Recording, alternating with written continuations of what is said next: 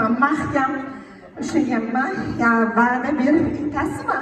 Men shu marketingni boshlasam, bronza bugunimcha yonimda turasizmi?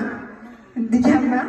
Va bu inson hech qachon ikkilanmasdan, katta komandalar bo'lishiga qaramasdan, men ularning shaxsiy hamkorlari bo'lishimga qaramasdan, u inson va'da beraman, opa, siz bronza bo'lgunizcha men har doim yoningizda turaman deganlar.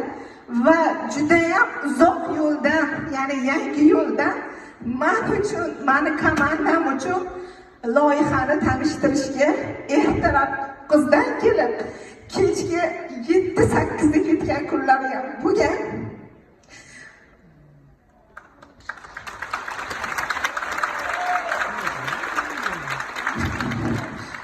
Shunaqa yaxshi ko'raman.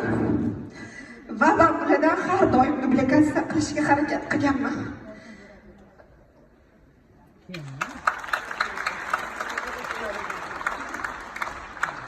Tarmoqli marketingda bu ustoz imindan ustoz muhim, sababi siz o'quvchi ekansiz, har doim bu biznes sizga o'qituvchi topilar ekan. Men yana minnatdorman shu loyihaga meni taklif qilgan Grant Apply'ning Komila Yo'ldoshevaga o'z minnatdorchiligimni bildiraman.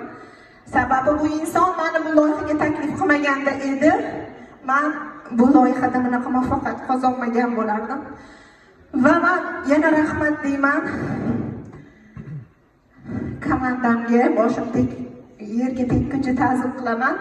Bu avtobusda, bu muvaffaqiyatda meniki emas, hurmatli hamkorlar, komandamniki. Sababi bizlarning tarmoqli marketingda bir o'zingiz hech qachon muvaffaqiyat qozona olmaysiz. Bu jamoaviy biznes hisoblanadi.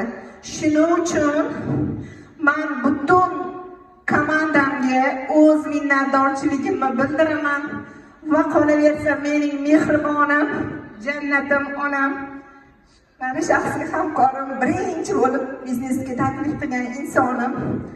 Biroz telefonimda ona tez keling, zo'r biznes boshlayapman desam, qanaqaligini ham surishtirmasdan darrov menga kelib hamkor bo'lgan va har doim yonimda bo'lgan onajonimga minnatdorman.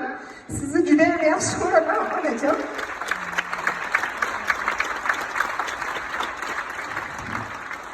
Tarmoqli marketingda aziz hamkorlar, bizning komandamiz, kompaniyamizning sistemasi shunchalik muhimki, qaranglar, beminnat